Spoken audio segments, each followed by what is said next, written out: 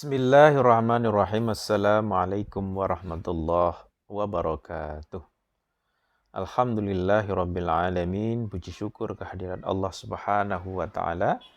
Masih dalam kajian bersama saya. Pada kesempatan sebelumnya saya telah berbagi tentang berbagai aliran kalam di dalam Islam.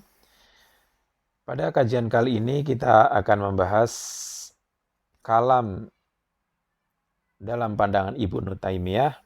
Saya merujuk pada buku dari Nurcholish Madjid berjudul Ibnu Taimiyah tentang Kalam dan Falsafah. Buku ini adalah hasil dari disertasi beliau, yaitu Nurcholish Madjid. Nah, sebelum membahas kira-kira apa saja isi buku ini, terlebih dahulu saya akan mereview dan menjelaskan siapa Nurcholish Madjid yang sebenarnya sudah umum diketahui oleh khalayak. Nurcholish Madjid, seorang intelektual muslim asal Indonesia, lahir di Mojo Anyar, Jombang, Jawa Timur, 17 Maret 1939. Beliau menyelesaikan pendidikan di Pondok Modern Gontor, Ponorogo pada tahun 1960, Fakultas Syariah dan Kebudayaan Yayan Syarif Hidayatullah, Jakarta pada tahun 1968, dan meraih gelar doktor dari Universitas Chicago, Amerika Serikat pada tahun 1984 dengan disertasi Ibnu Taimiyah on Kalam and Falasifa, Problem of Reason and Revelation in Islam. Ibnu Taimiyah tentang kalam dan filsafat, satu persoalan. Hubungan antara akal dan wahyu dalam Islam. Nurcholish Madjid atau Cak Nur, begitu ia disapa, menjabat Ketua Umum HMI selama 2 periode, 1966 hingga 1971. Kiprah kemahasiswaannya juga ditoreh ketika menjadi Presiden Persatuan Mahasiswa Islam Asia Tenggara pada tahun 1967 hingga 1969. Dan Wakil Sekretaris Jenderal International Islamic Federation of Student Organization. Sepanjang hidupnya, ayah Nadia Madjid dan Ahmad Mikael Madjid ini telah melahirkan berbagai karya intelektual. Salah satu yang paling dicatat publik ialah Islam, Doktrin, dan Peradaban, sebuah telaah kritis tentang masalah keimanan, kemanusiaan, dan kemodernan. Karya-karya lain bisa disebut antara lain The Issue of Modernization Among Muslims in Indonesia dalam Gloria Davis, What is Modern Indonesia, Islam in Indonesia, Challenges and Opportunities, Islam in Contemporary World, Khazanah Intelektual Islam, dan Indonesia Kita.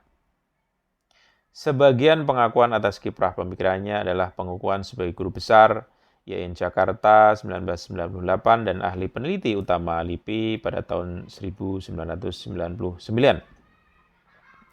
Karya intelektual Cak Nur lainnya adalah Yayasan Paramadina, Universitas Paramadina, Sekolah Madaniyah yang didirikan bersama beberapa intelektual dan tokoh masyarakat. Lembaga ini dibangun guna mempromosikan pesan-pesan keberagaman inklusif, mendorong dialog antar agama untuk menjalin keselarasan, harmoni, dan upaya saling memahami. Selain itu ada juga Global Sevilla School yang dibangun bersama tokoh nasional yang memiliki visi yang sama. Pengakuan atas perannya dalam lanskap pembaruan pemikiran Islam tampak pada lahirnya berbagai studi dan kajian ilmiah mengenai sosok dalam berbagai skripsi, tesis, dan disertasi. Di samping beberapa pembahasan di berbagai karya ilmiah yang mendalami dan mengkritisi pemikirannya. Baik, demikian tadi sejarah singkat Cak Nur. Ada beberapa poin yang bisa kita jelaskan di sini, tapi terlebih dahulu saya ingin membacakan beberapa daftar isi. Buku ini terdiri dari bab 1 tentang kebangkitan ilmu kalam dan falsafah, Ahlus Sunnah dan Mazhab Hambali. Bab kedua tentang reformasi Ibnu Taimiyah, latar belakang religius dan sosiopolitik, program pemurnian dan peremajaan. Bab ketiga, metodologi Ibnu Taimiyah, fitrah sebagai dasar pengetahuan manusia, Quran dan Sunnah sebagai premis yang tidak disimpulkan, Salafi dan Sunni, jalan penduduk Madinah, masalah qiyas dan ijtihad. Bab keempat, Ibnu Taimiyah mengenal ilmu kalam, sikap umum terhadap mutakalim, penyangkalan argumen-argumen ilmu kalam, masalah tindakan manusia. Bab kelima, Ibnu Taimiyah mengenai falsafah, sikap umum terhadap para filsuf, bantahan terhadap pandangan filsuf tentang dunia, bantahan terhadap logika Aristotelian, perkara definisi filosofis. Dan bab ke-6 adalah kesimpulan. Baik, sebelum saya memberikan poin-poin penting dari buku ini, tentunya buku karya Cak Nur ini atau karya disertasi yang diubah menjadi buku ini tentunya mempengaruhi Cak Nur dalam kancah intelektual muslim di Indonesia sebagai tokoh pembaharuan, tokoh modernis sebagaimana Fazlur Rahman, di mana disertasi ini adalah juga di bawah bimbingan Fazlur Rahman. Dan Fazlur Rahman adalah salah satu tokoh muslim dunia yang terkenal. Dan pandangan-pandangan Cak Nur bisa dikaitkan secara langsung maupun tidak langsung terhadap karya dari Ibnu Taimiyah. Ada di bab pengantar yang mengatakan bahwa Cak Nur adalah bukan seorang yang berpaham, setidaknya bukan Wahabi, juga bukan seorang Salafi. Ya, salah satu muridnya memberikan pengantar di sini yaitu Mas Budi Munawar Rahman. Tetapi di sisi lain ada seorang komentar Mas Ulil Absor adalah mengatakan bahwa terdapat paradoksikal dalam diri Cak Nur. Yang pertama adalah bahwa beliau begitu mengapresiasi karya Ibnu Taimiyah sehingga menjadi sebuah disertasi, tapi pada saat yang sama beliau dikecam sedemikian rupa oleh pengikut Ibnu Taimiyah. Nah, itulah sekilas pandangan-pandangan tentang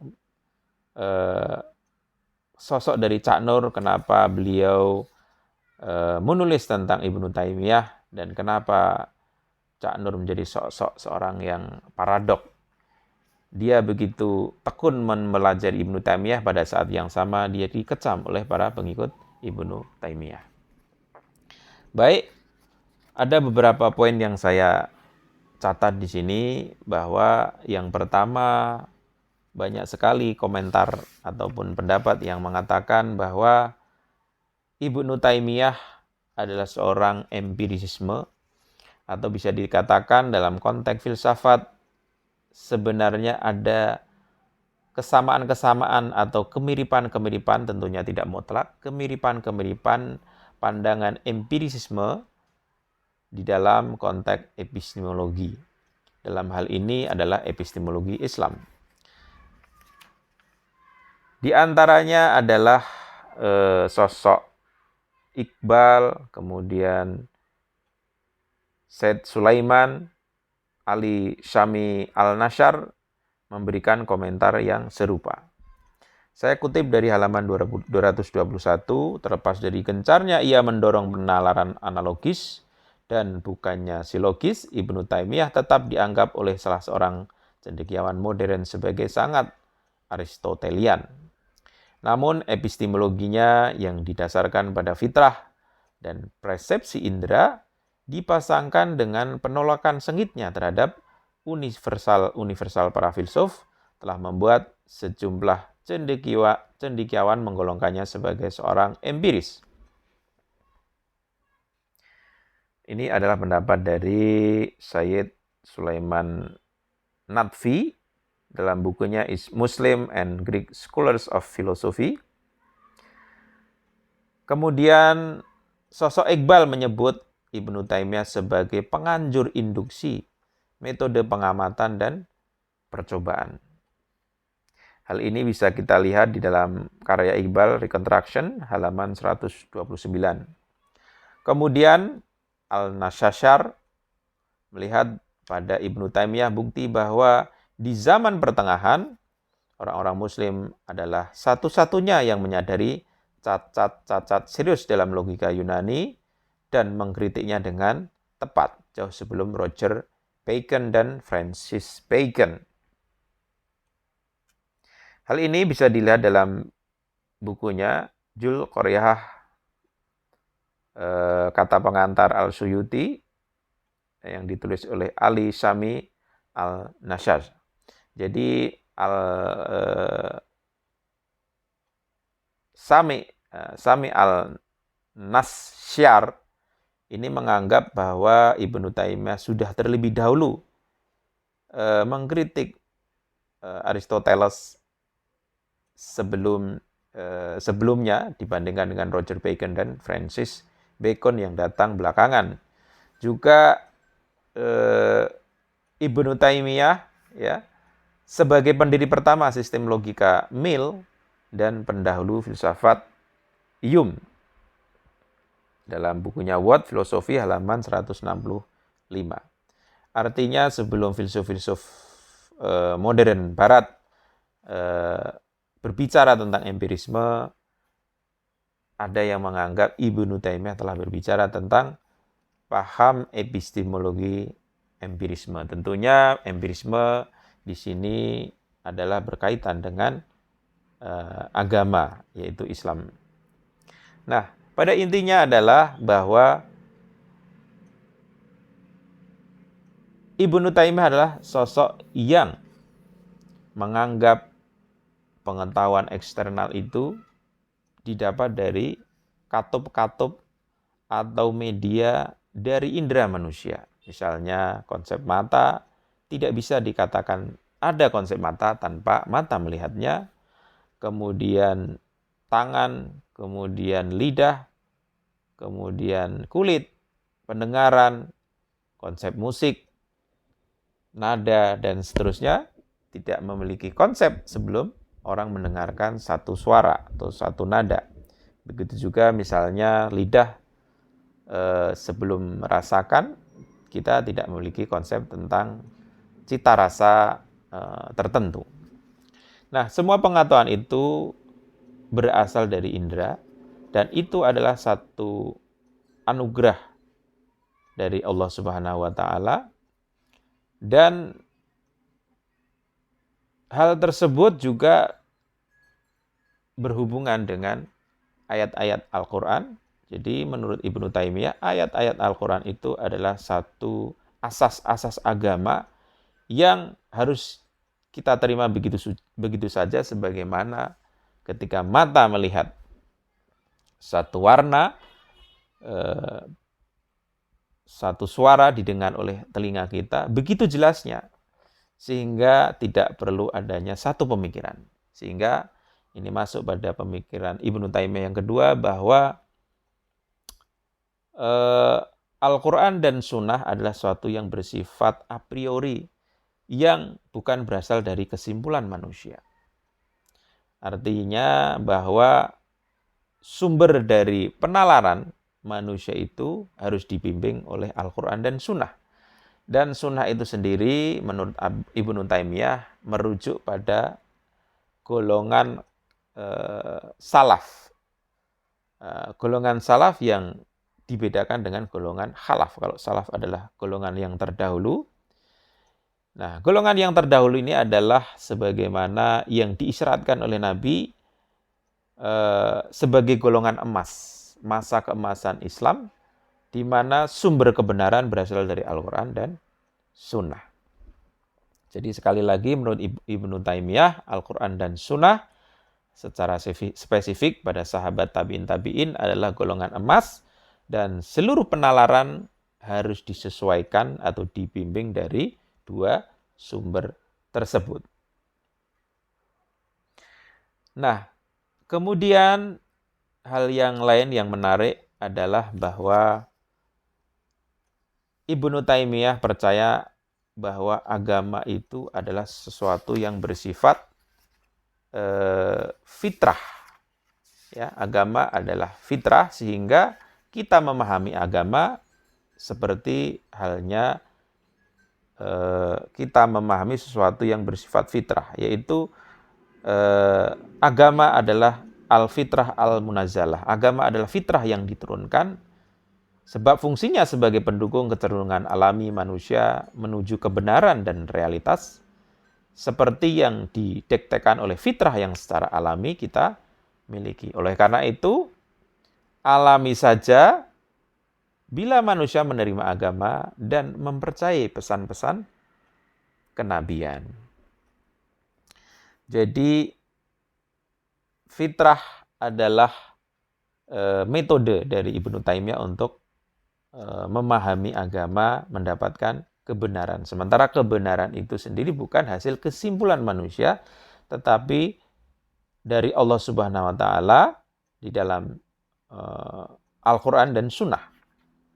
Dan Al-Quran dan Sunnah itu harus diterima sedemikian rupa, ya, sehingga kita tidak perlu adanya penalaran yang bersifat silogisme. Oleh karena itu kita masuk pada poin penting yang ketiga, yaitu bahwa Ibnu Taimiyah itu menolak adanya logika silogisme. Beliau menolak logika silogisme, ya, bukan berarti menolak penalaran secara mutlak, tetapi beliau setuju dengan penalaran yang bersifat analogis.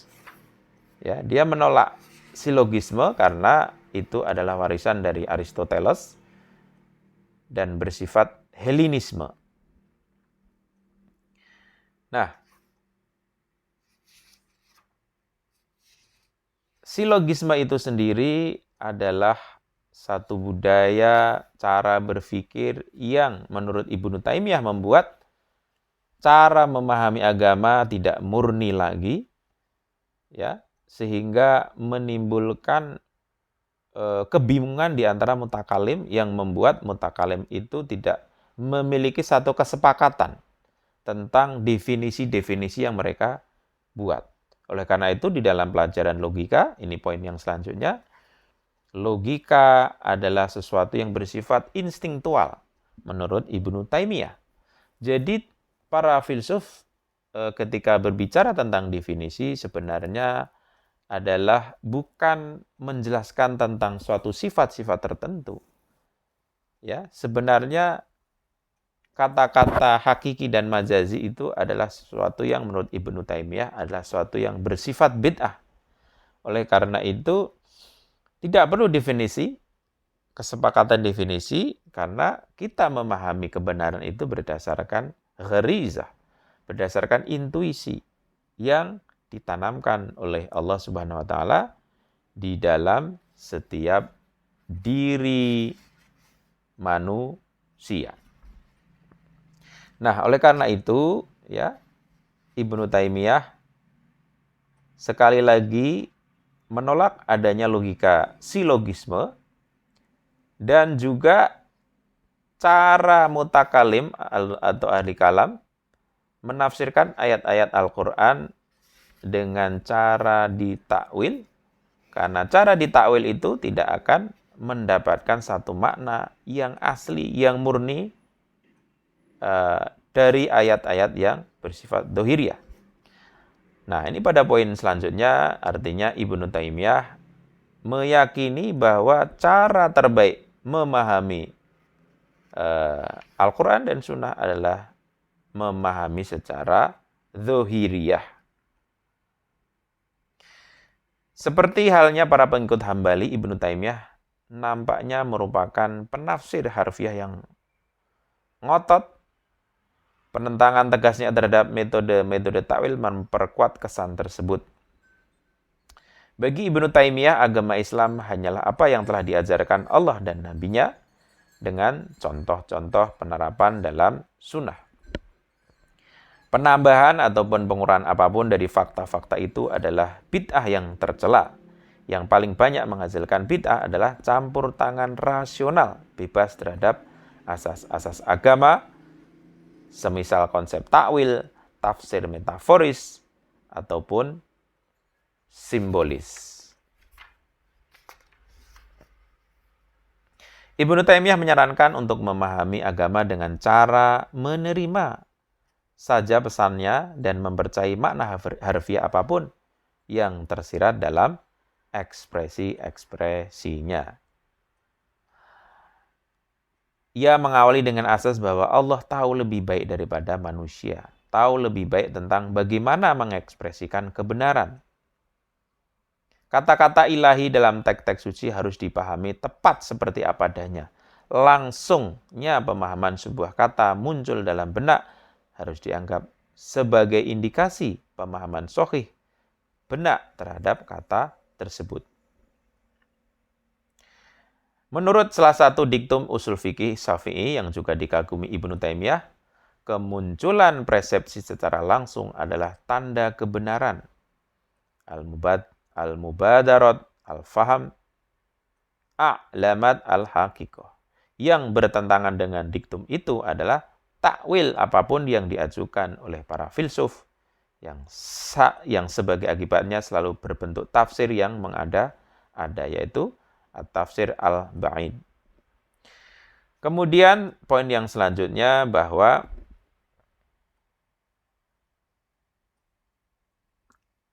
asas-asas Ibnu Taimiyah akhirnya menghasilkan satu semangat pemurnian revitalisasi agama.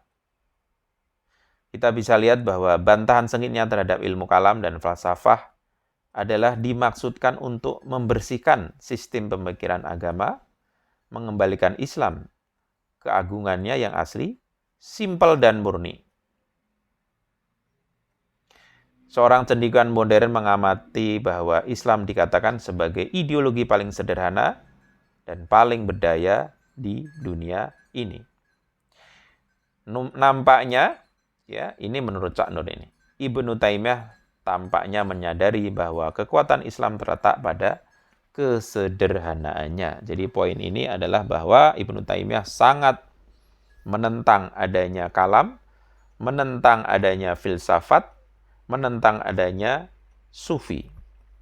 Ketiga hal ini adalah menjadi penyebab bagi Ibnu Taimiyah kemunduran, kesesatan, dan membuat umat Islam terpecah belah dan tidak mencapai kebenaran secara langsung dari Al-Quran dan As-Sunnah. Nah, di dalam buku ini, Cak Nur sepertinya tidak terlalu tegas ya menyatakan pendapatnya. Kalaupun ada sangat halus sekali dan sebagian besar itu diwakilkan oleh Fazlur Rahman.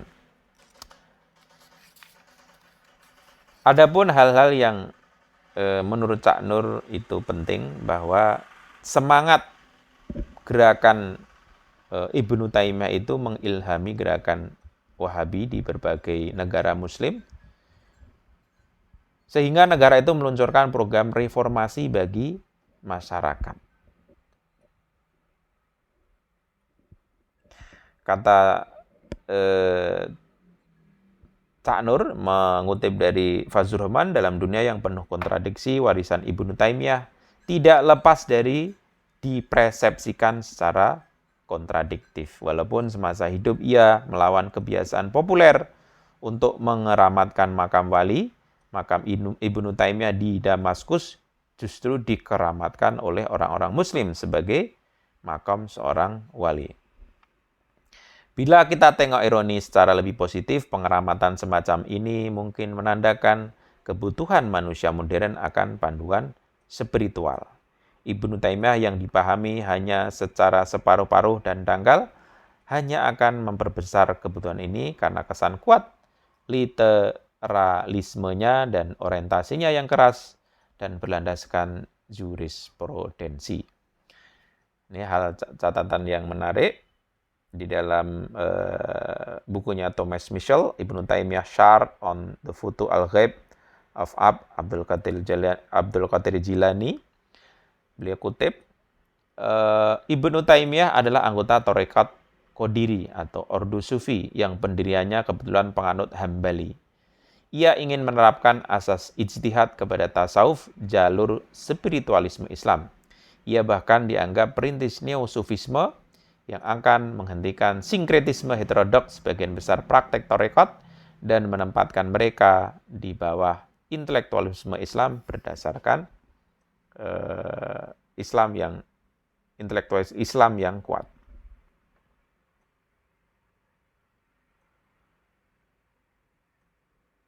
Nah, ini catatan Cak Nur yang lain yang penting bahwa ironi bahwa ia Ibnu Taimiyah kerap kali tidak bisa menahan diri mengungkapkan intoleransi kasar dalam argumen-argumennya, fakta yang telah membuat sebagian orang memandangnya sebagai congkak, sombong, dan keras kepala. Namun, ada namunnya, kengototannya mendorong ideologi Ahlus Sunnah wal Jamaah berakar pada keyakinan bahwa mereka merupakan kelompok orang beriman yang ideal, penengah, wasat di antara semua kelompok dalam umat Islam. Jadi justru ideologi Ahlus Sunnah wal Jamaah itu adalah reaksi dari kritik dari Ibnu Taimiyah. Kita ketahui bahwa Ibnu Taimiyah adalah anti terhadap tasawuf, terhadap bid'ah, tetapi Ibnu Taimiyah sendiri adalah seorang anggota Thariqat Qadiriyah Urdu Sufi. Kebenarannya ya kita bisa perdebatkan dan kita bisa diteliti kembali. Baik, itulah di antara poin-poin penting dari Ibnu Taimiyah tentang kalam dan falsafah karya dari Cak Nur. Bisa saya singkat bahwa Ibnu Taimiyah berpaham empirisme yang digabungkan dengan paham intuisi atau fitrah yang menjadi metode dari Ibnu Taimiyah dalam memahami agama secara berhubungan langsung bahwa fitrah itu adalah satu kebenaran dari Allah di mana sumbernya ada dalam Al-Quran dan As-Sunnah. Dan Sunnah di sini adalah era salaf, era sahabat tabi'in, yang dimana penalaran itu adalah penalaran analogis manusia yang disesuaikan dengan pendapat-pendapat para golongan salaf. Dan beliau menolak logika silogisme. Agama bagi Ibnu Taimiyah adalah satu hal yang bersifat fitrah dan manusia diciptakan memiliki indera di dalam dirinya, yaitu indera luar yang bisa menangkap segala macam pengetahuan eksternalnya, juga indera dalam, artinya dengan indera fitrah tadi. Kemudian Al-Quran dan hadis harus dipahami secara harfiah dan menganggap filsafat, logika, kalam sebagai sesuatu hal yang bid'ah dan harus dijauhi agar umat Islam tidak terpecah belah dan bisa mengambil kebenaran secara langsung dari Al-Quran dan Sunnah. Tetapi pada saat yang sama, Ibnu Taimiyah juga mempelajari logika filsafat untuk mengkritik logika filsafat dan juga kalam. Solusi dari Ibnu Taimiyah adalah kembali pada salaf, ya, kembali pada agama dari perspektif salaf, perspektif salafi, yaitu agama yang bersifat simpel, murni, asli, dan tidak bercampur dengan bid'ah. Itulah poin-poin dari Ibnu Taimiyah tentang kalam dan falsafah karya Nur Qolis Majid. Sekian, semoga bermanfaat. Assalamualaikum warahmatullahi wabarakatuh.